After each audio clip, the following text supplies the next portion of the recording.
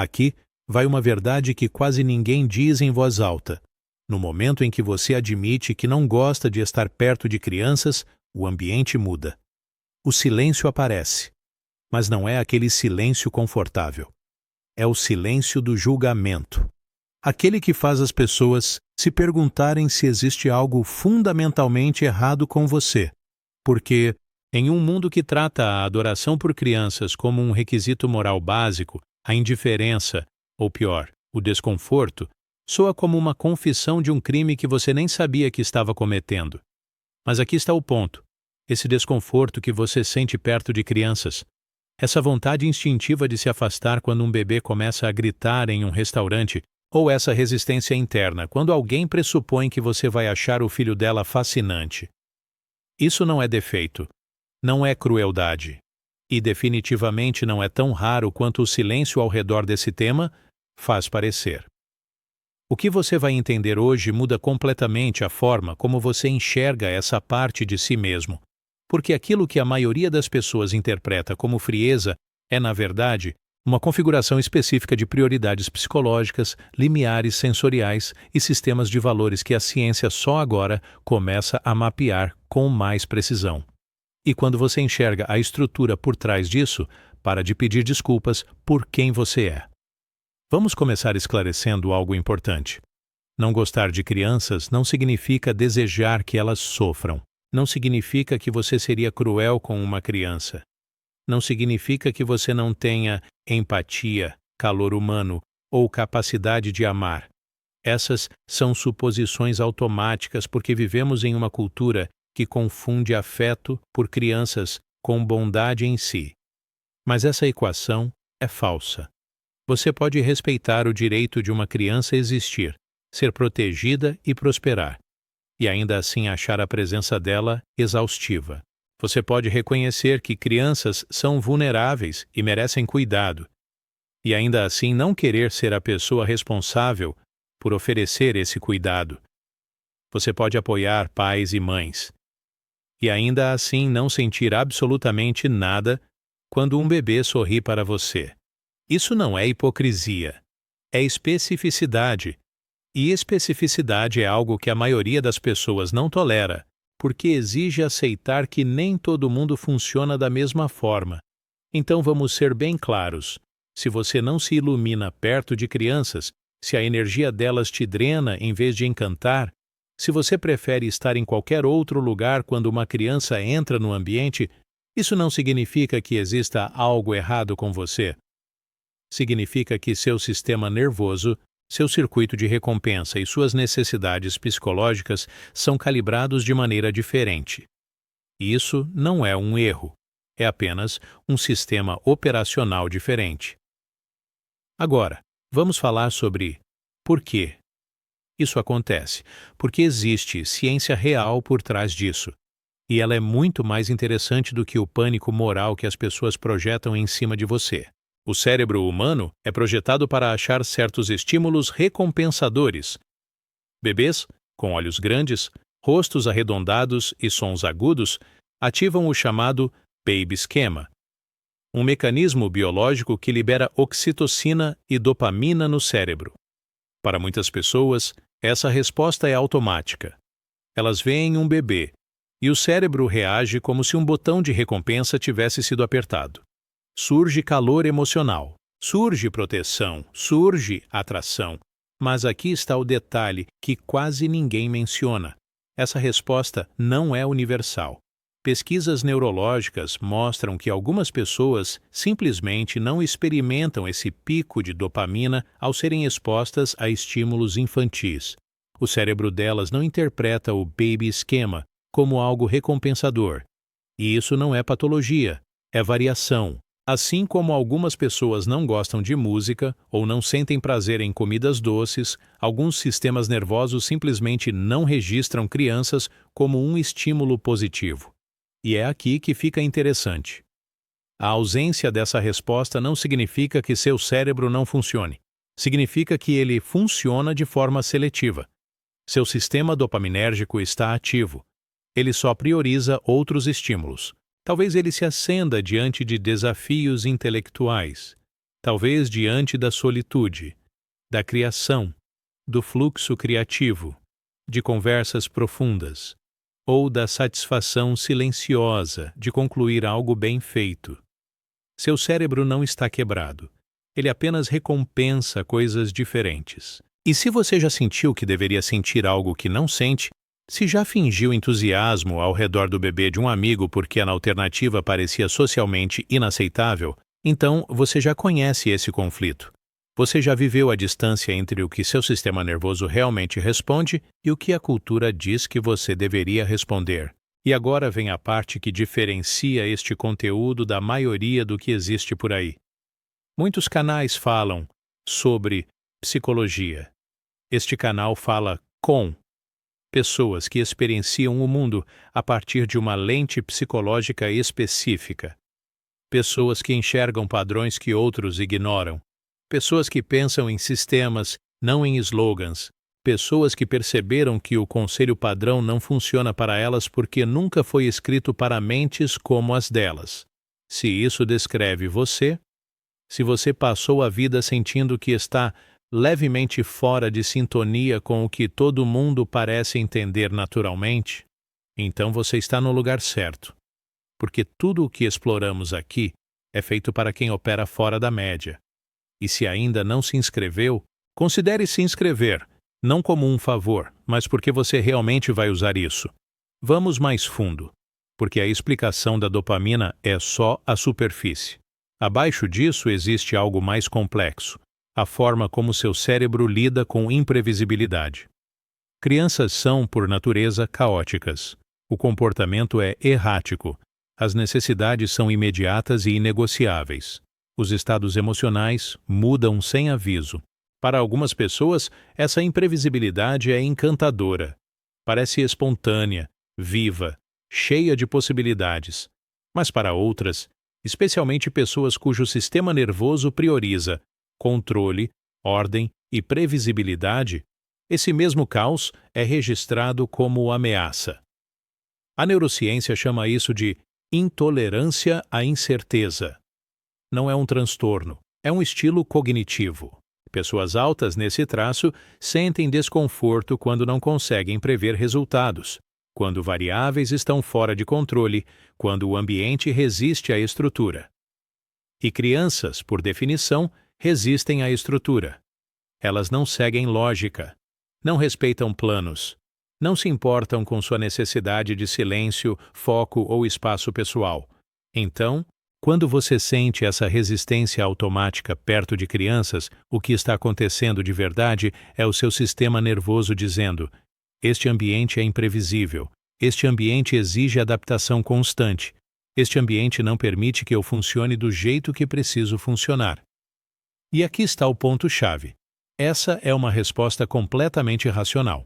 Se o seu cérebro funciona melhor em ambientes onde você pode pensar profundamente, planejar e controlar variáveis, então sim, estar perto de crianças é objetivamente mais cansativo para você do que para alguém cujo cérebro se energiza no caos. Isso não é rigidez, não é frieza, é reconhecer que seus recursos cognitivos são finitos e que certos ambientes os drenam muito mais rápido. Para você, crianças não são neutras, elas têm custo e seu cérebro sabe disso. Agora, vamos comparar dois perfis psicológicos muito diferentes. Nenhum melhor, nenhum pior. Apenas diferentes. Perfil 1. Pessoas que se energizam com crianças. São indivíduos cujo sistema de recompensa se ativa com comportamentos de cuidado. Eles sentem dopamina quando uma criança ri. Sentem oxitocina quando um bebê segura seu dedo. O sistema nervoso deles interpreta a dependência como vínculo, propósito, sentido. Para eles, a imprevisibilidade não cansa, estimula. A falta de estrutura não é caos, é liberdade. Eles olham para uma criança e pensam: aqui está alguém que precisa de mim. Aqui está alguém que posso moldar. Aqui está alguém que vai me amar incondicionalmente. Mestam. Perfil 2. Você. Pessoas cujo sistema de recompensa se ativa com autonomia, domínio e profundidade intelectual. Você sente dopamina ao resolver problemas, criar algo, Entrar em estado de fluxo em um trabalho que importa. Seu sistema nervoso interpreta a dependência não como vínculo, mas como peso. Não por egoísmo, mas porque seu cérebro encontra sentido na realização autodirigida. Não em atender necessidades ainda não formadas. Você vê uma criança e pensa: aqui está alguém que vai exigir minha atenção sem oferecer o tipo de troca que eu valorizo. Aqui está alguém com quem não posso raciocinar. Aqui está alguém cuja presença vai me impedir de ser quem eu realmente sou. Nenhum desses perfis está errado, mas só um deles é socialmente punido, e isso acontece porque vivemos em uma cultura que trata o impulso de cuidar como sinônimo de virtude. Logo, se você não o possui, deve estar faltando algo essencial, mas não está. Você só foi programado para um tipo diferente de contribuição. Vamos falar sobre empatia, porque é aqui que as pessoas mais erram. Empatia não é uma coisa única. Não é algo que você tem ou não tem. Ela é um conjunto de respostas distribuídas de maneiras diferentes, dependendo do que o seu cérebro considera relevante. Algumas pessoas têm alta empatia afetiva. Elas sentem o que o outro sente, especialmente se o outro é vulnerável, inocente ou dependente. Elas veem uma criança chorando e sentem o desconforto no próprio corpo. O coração acelera, o corpo reage. Existe um impulso quase físico de acolher. Outras pessoas, talvez você, têm alta empatia cognitiva. Você entende o que o outro sente sem necessariamente sentir aquilo. Você reconhece que uma criança está angustiada sem ser inundado pela emoção dela. Você percebe necessidades sem se sentir automaticamente responsável por atendê-las. Isso não é frieza, é limite. E limites são o que permitem que você funcione sem ser engolido por todos os sinais emocionais ao seu redor. O que a cultura não te conta é que empatia cognitiva é tão valiosa quanto empatia afetiva, talvez até mais, porque ela permite ajudar sem se perder, permite clareza em momentos críticos, permite decisões baseadas no que é melhor, não apenas no que é emocionalmente imediato. Então, quando alguém diz que você é insensível por não derreter perto de crianças, o que essa pessoa está realmente dizendo é: sua empatia não se parece com a minha, então vou chamá-la de ausência. Mas não é ausência, é distribuição diferente. Você não está negando cuidado às crianças. Você está direcionando cuidado para outros lugares. Talvez adultos que conseguem expressar suas necessidades. Talvez ideias que mudam sistemas. Talvez trabalhos criativos que sobrevivem ao tempo. Isso não é menos importante, só é menos visível. Agora vamos falar de origem. Porque nada na sua psique é aleatório. Para algumas pessoas, o desconforto com crianças tem raiz na própria infância.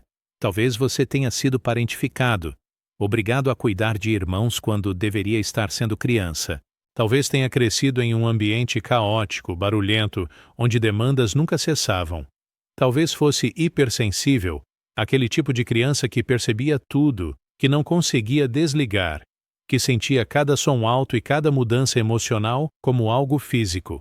Se esse foi o seu caso, seu cérebro aprendeu cedo. Crianças.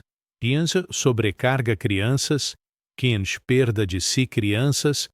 Ish demandas inevitáveis. E mesmo adulto, mesmo com autonomia, isso não some. O sistema nervoso lembra. Ele se contrai. Ele se protege. Mas isso não é falha. É adaptação.